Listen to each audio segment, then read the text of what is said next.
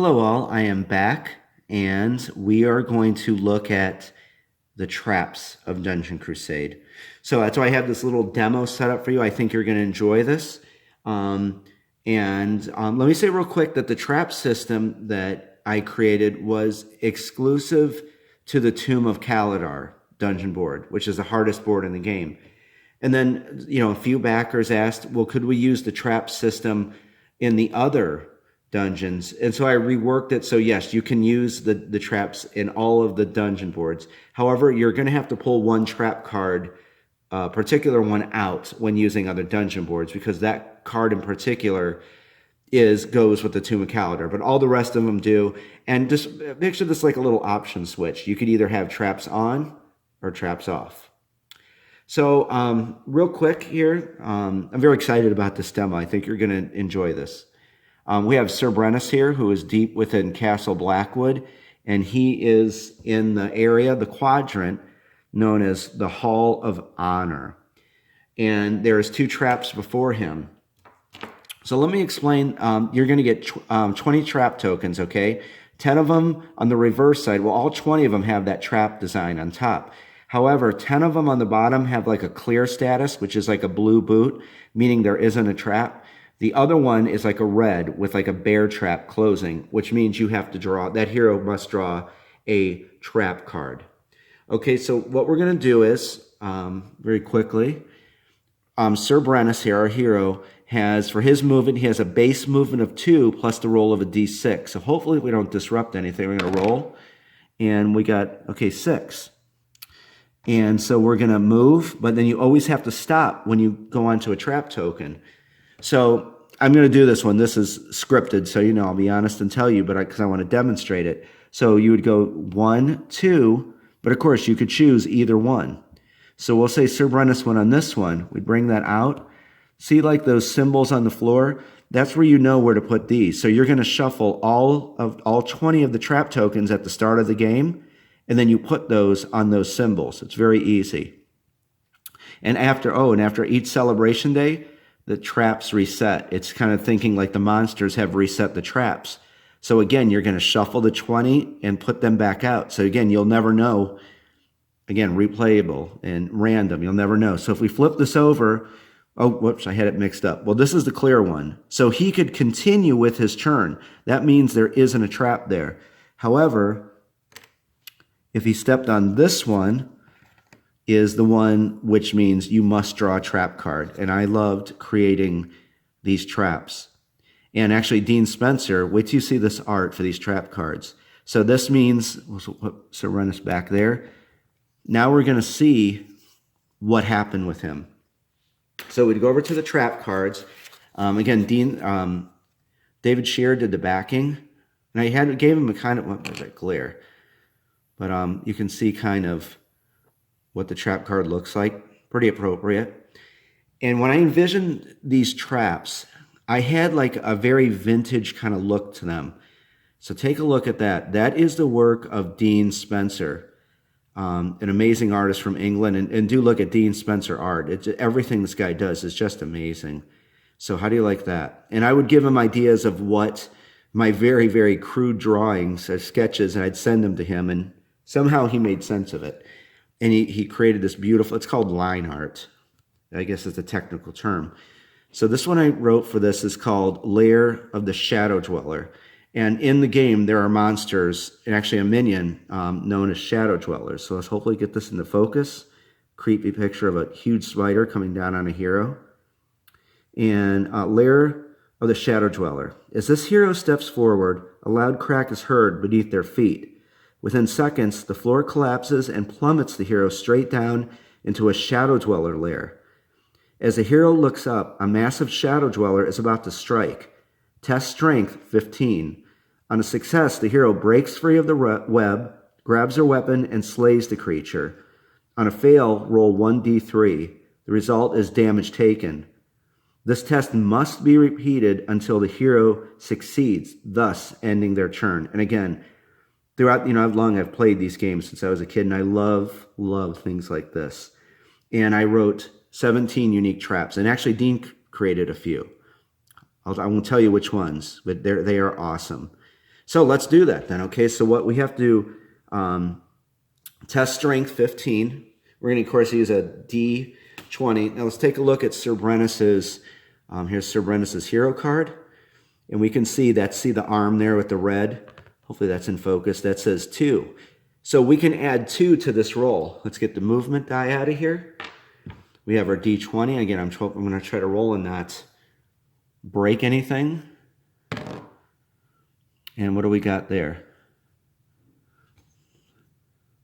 No, that was only what is that? A 4. Okay, so what that said is what we had to take a D3 and we have to roll it. We actually, and yes, you will get a D3 dice.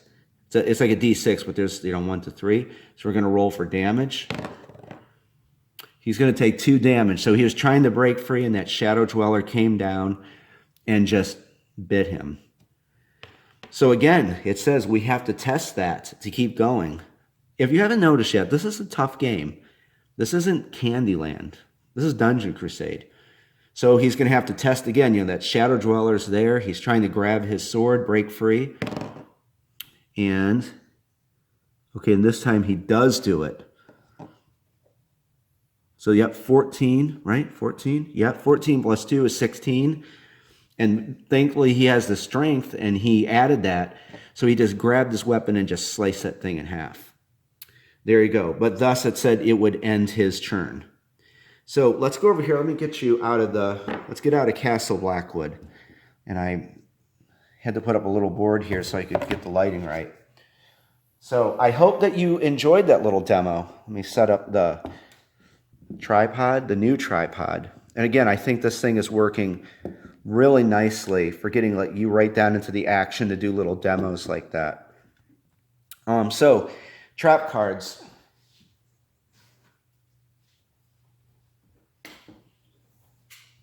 So there you go. That was that one right there, Lair of the Shadow Dweller.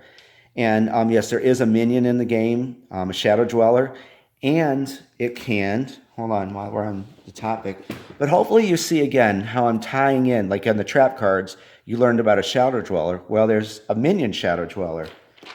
So everything kind of ties together in this game. And again, each minion, in creating them, I gave them all special abilities. So you're never going to see the same one. Case in point, if you there's a chance that when you're fighting a Shadow Dweller, you can be webbed. And if you're webbed, of course, that minion is going to be a raiding minion. And I forgot what their movement is. I think their base movement is like a 4 plus a D6. Of course, they're going to raid and they're going to head out to the village. And they're very quick. So your hero has to test, I think, a strength again to break out of this web, to get out to go try to kill this thing. So hopefully there's a hero nearby that can, take care of it. So I just wanted to throw that in there. So Shadow Dwellers, you'll see a lot of them, and in the Avalon Adventure board game. Don't be surprised if they show up. And hold on, we got to get this back in focus. Hopefully it comes back in focus.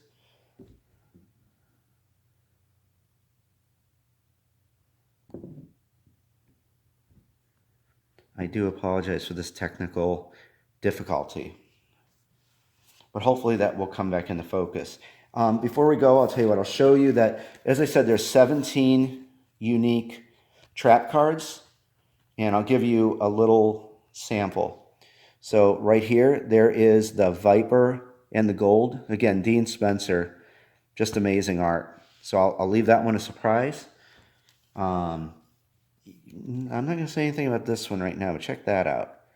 What could that be?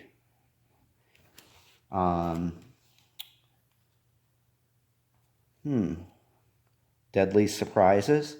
Again, Dean, if you're listening to this, his art is just absolutely amazing. Well, this one's probably going to give it away, but here's another trap you could experience. Crushing Walls. So, how about, this is a cool one. This one I wrote, this one's called Behind You. And actually, see that monster? I'm not going to say what it is, but that monster in the back is in the expansion. And how about one more before we go? See, some of these you would know right off. But again, I hope you're enjoying this unboxing, giving you a little taste of what you could expect. This is a really cool one. This one's very creative. Mirror of Self-Worth. And you don't want your hero, it's a willpower thing. You don't want to stare into that mirror for too long. There you go. The Traps of Dungeon Crusade. I hope you enjoyed that.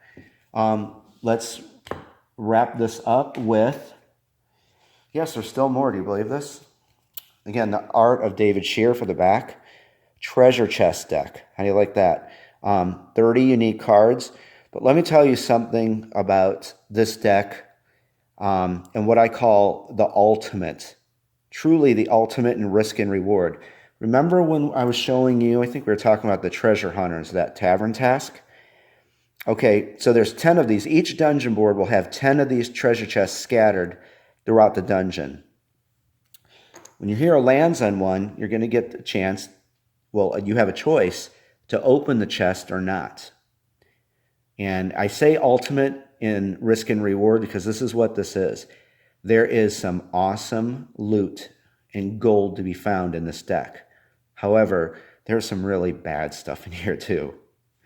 And I think a lot of you know my favorite game growing up was Dungeon Quest, the 80s one. I have all the Dungeon Quest, but the 80s version is my favorite. So keep that in mind. But there's a lot of cool stuff in here. And I'll give you a small taste of some of the stuff you could find. You know, you could find, I don't want to give too much away.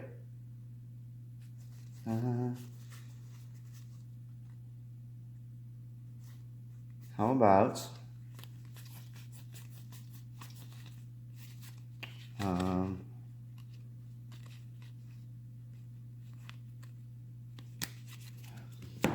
about this one? Now this is just, Kesrick Lassen. This girl is amazing. She did, I gave her my prototype stuff, and look at this. She created all of the backgrounds. I asked her for a bunch of different dungeons, and she is responsible for that. You better come into focus. But hopefully you can make that out. There we go. So there you go. Empty. You raise the lid of the rickety chest to discover it is devoid of anything of value. So you might, there's a few empty chests in there. Again, the art is just stunning. I have toyed with people with this one. I'm going to hide this. A lot of you longtime Crusaders will know this. This is Menora's Gift. And I'll tell you what, I'll read you the flavor text, and that's all I'm going to give you on this.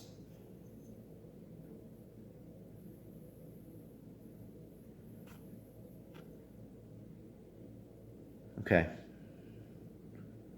So, Menora's Gift. As you reach for the chest, it slowly opens on its own. An apparition of a girl with blackened eyes appears. I'm going to tell you now, you don't want Menora's Gift. It's not too good. But then again, you could open up the treasure chest, and here's one for you. So we just looked at, that's very bad. Menora's Gift is very bad. However, look at that. 2,000 gold. You eagerly open the lid of the anachronistic chest to discover 2,000 gold. So there's some good stuff in there. And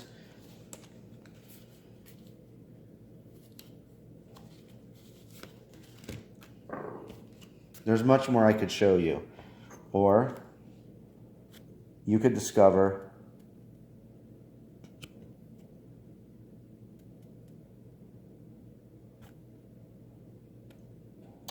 this one. There's more to this than what you think. Wall of Arrows. hopefully get this thing in here, focus.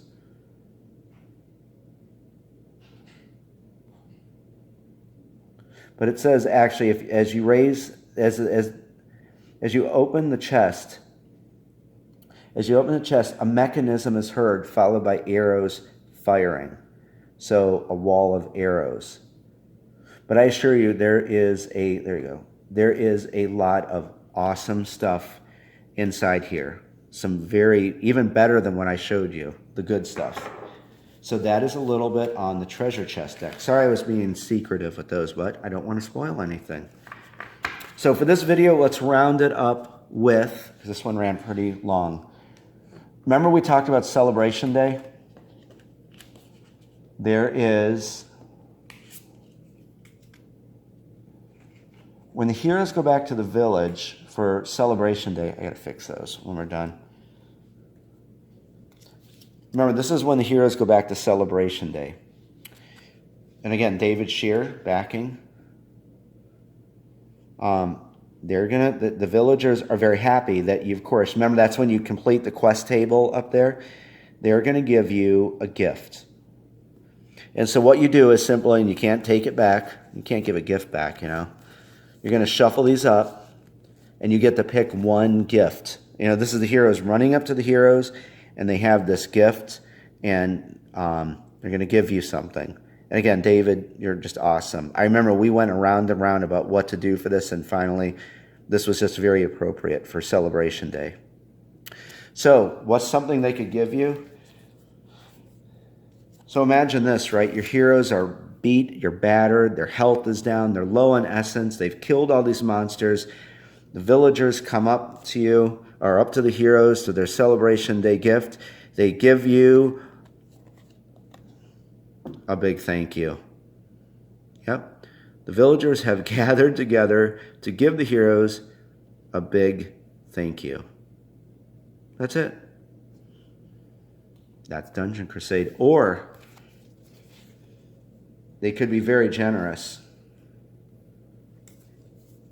They could come up to you and, again, this is random. You just draw one. They could come up with you a Celebration Day gift, and they could give the heroes, how generous is that? 1,000 gold. The villagers have gathered together to give the heroes 1,000 gold. That's a very nice gift. And then I think we looked at the other one, that there's stuff called harvest bread, and that will restore health and essence. And there's elderberry juice. So they could also give you some of that, and there's some tokens for that. And how about we end with that? So there's another one, and there is the... So then it's harvest bread, and hopefully this comes into focus. And there's little tokens for that. So each hero won't come into focus. But there's little tokens where each hero will get one. That comes into focus. So that's what that is. And so heroes can put this in their backpack.